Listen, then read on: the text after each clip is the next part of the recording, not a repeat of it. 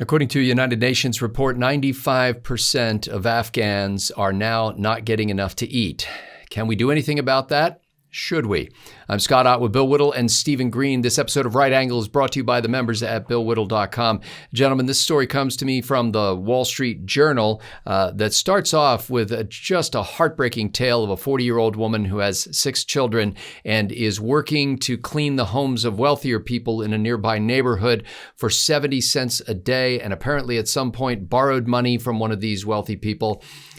She doesn't have the means to pay it back, nor does her husband. And as a result, if she can't pay it back within 3 months, they have to give their daughter to the wealthy person who will eventually marry that daughter off to one of his 3 sons, when she grows up to be, at least a middle schooler.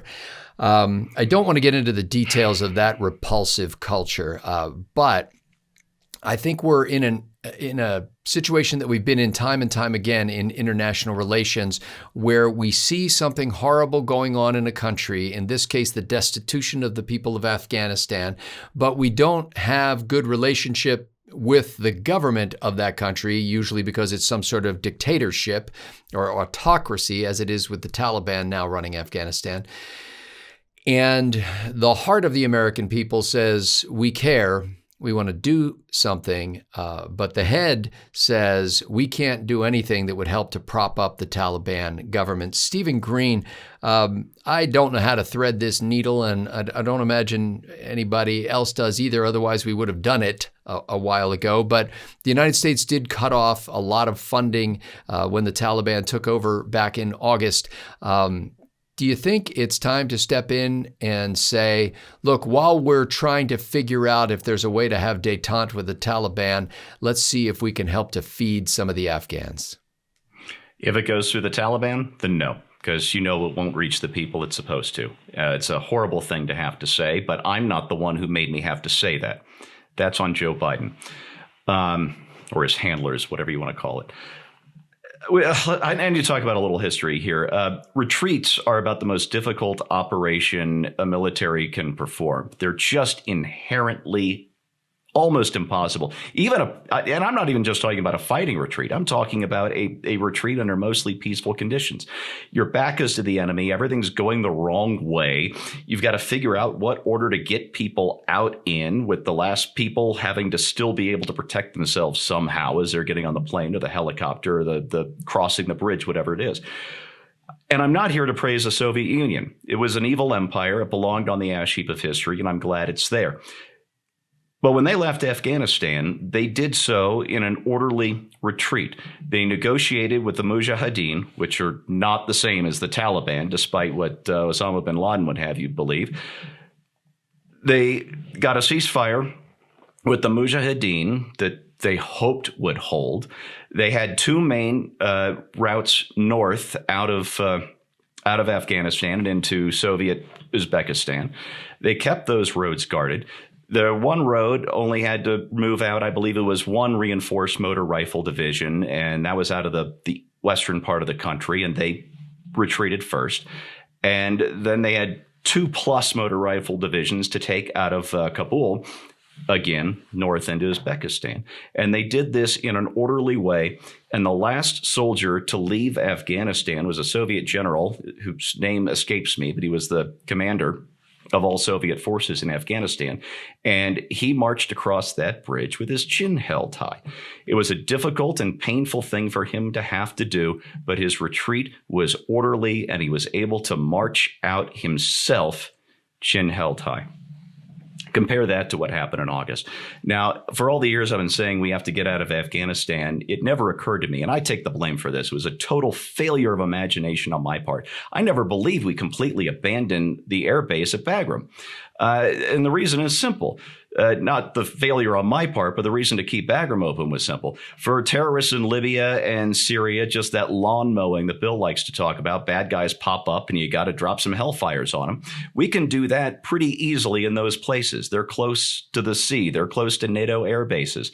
Afghanistan is different. We've got no local air bases and we never will. And the only other option for doing this this lawn mowing is to have an entire aircraft carrier stationed in the Indian Ocean with one job. And that is such overkill. It's a complete waste of an aircraft carrier, and we don't have enough of them to go around as it is. So it never occurred to me that pulling out of Afghanistan would entail closing Bagram. But Biden closed it first. It would have been as if the Soviet general in the late 80s had I don't even know how he could have messed this up anymore. The closest thing I could come to, an historical analogy, is if Joe Biden had been in charge of Napoleon's logistics for invading Russia, and when they still had 200 miles to go from Moscow, ordered all their own supply depots to be burned. And the reason I'm giving this little history here and showing you just how badly Biden screwed up, Scott, is all the tragedy, including this poor little girl who's probably going to get sold off into a life of virtual bondage. It's just the details that inevitably followed what Joe Biden did last summer. Bill Whittle, they go on to mention this Wall Street Journal story that the lender was contacted by the reporter, and the lender confirmed that he had made the offer that he'd take the girl in exchange for waiving the debt. And the lender, when asked about this, said, "I also don't have money. They haven't paid me back. So there is no option but taking the daughter." The mother says, "If life continues to be this awful, I will kill my children and myself. I don't even know what we're going to eat tonight." At which point her husband interjects, "I will try to find money to save my daughter's life." Bill, it's hard to read stuff like that and not feel compassion toward people and not have a way to separate those people from their despotic government so that you can reject the one and embrace the other.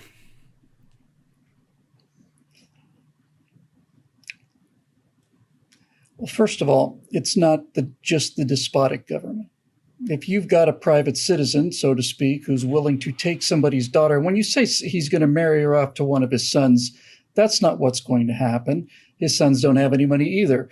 He's going to marry a 13-year-old girl off to some 70, 80-year-old guy with the stained red beard, and that's what's going to happen. And when you have a culture where this kind of thing is acceptable, you have a more difficult problem. The short answer is, I think the guy who's ready to accept a daughter as a payment in property and then turn her into a child concubine, I don't care if that guy starves at all. But if I've got a mother who's saying, or a father who's saying, I'm going to try and find some money so we don't have to sell my daughter, I think those people need help. And so now we get down to the basis of the problem. When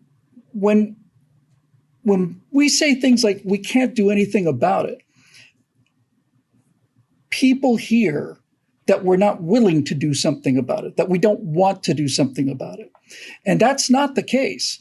The problems of the world can be solved. And to be perfectly honest with you, they could be solved by the United States if the people who we were helping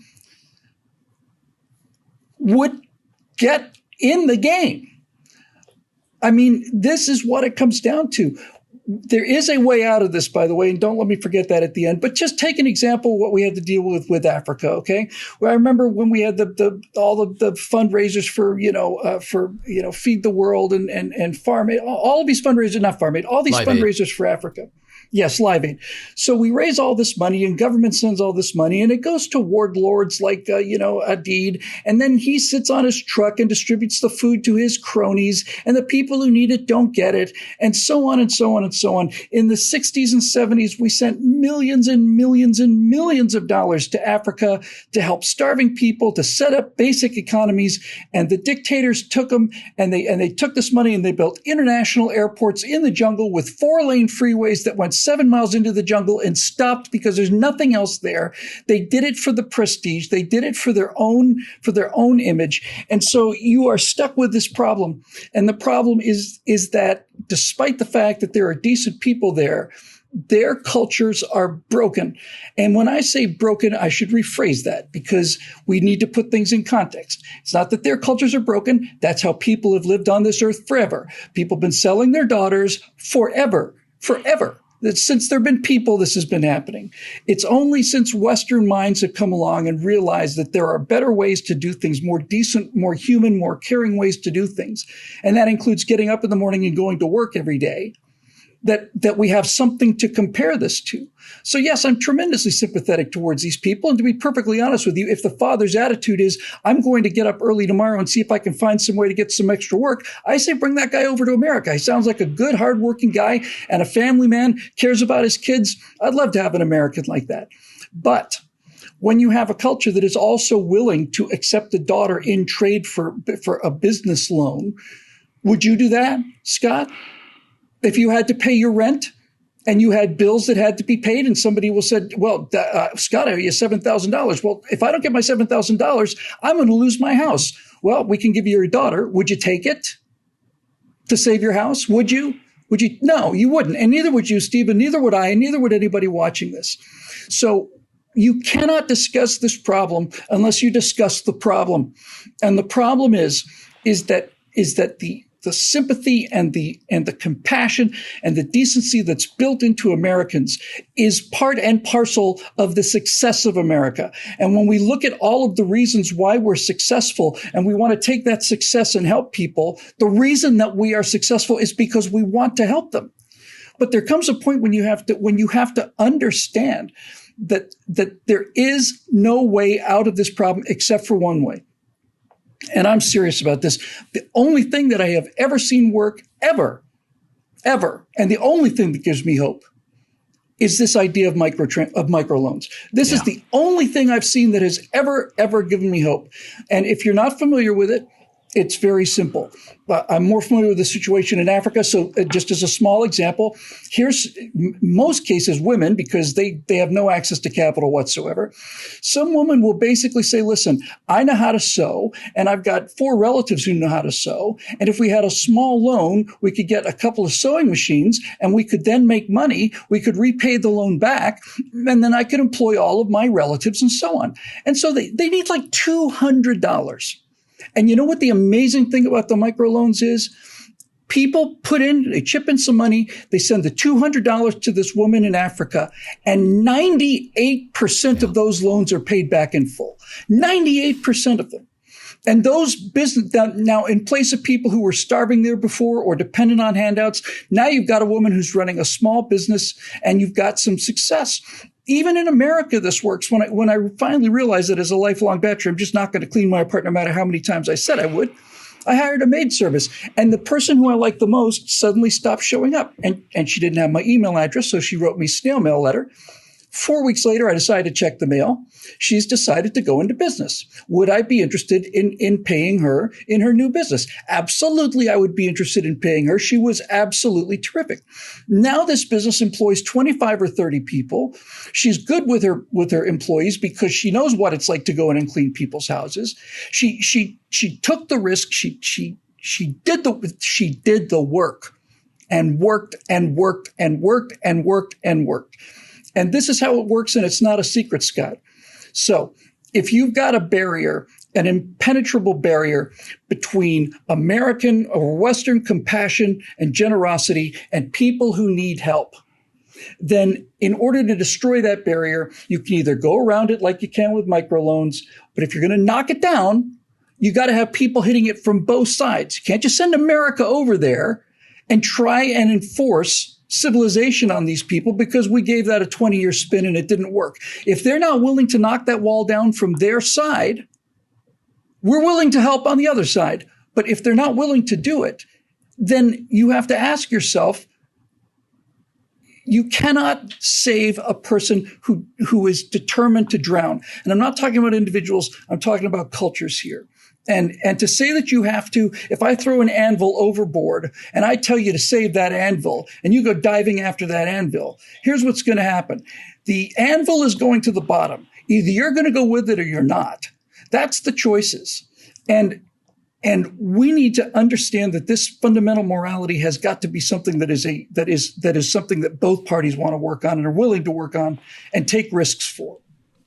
I think Bill is headed in the right direction there. And I think that one of the things that gives me hope is ideas like Starlink, the satellite system that provides internet access and will eventually around the world, this band of thousands of these little satellites that Elon Musk has sent up. I think if there's hope for Afghanistan, it doesn't lie in heavy-handed top-down solutions. That's what the Taliban is trying to invoke right now. And the good thing about the Taliban is that most of them are not exactly on the cutting edge of technology. So I think we're going to be able to make some connections for things like microloans, for things like missionary efforts, not just to bring the gospel to a people who are just trapped in this dark and desperate kind of cultural religion, but to bring food and resources and education and a lot of things are going to be happening discreetly that we don't see in the news. They will be happening behind the scenes, underground. You know, it's kind of like in China, which is, nominally an atheistic country. There are thousands upon thousands of Christian house churches in China that the government can't do a thing about because they're all sort of under the radar. And that's my prayer for Afghanistan as well, that there will be not only some self-organizing within the country and these people like this gentleman who will do anything to save his daughter, but there will be people from the outside who will realize that butting your head up against a brick wall is not the solution. But Afghanistan has a long border and a lot of opportunities, and they can't control the sky above, and the signal will get out and will get in to Afghanistan. And my prayer is that Americans will not treat Afghanistan like it's the government of Afghanistan, but will see the people and their need and will respond. And I have faith that that will happen because I said we're Americans. For Bill Whittle and Stephen Green, I'm Scott Ott. Thanks to the members at BillWhittle.com for making Right Angle possible.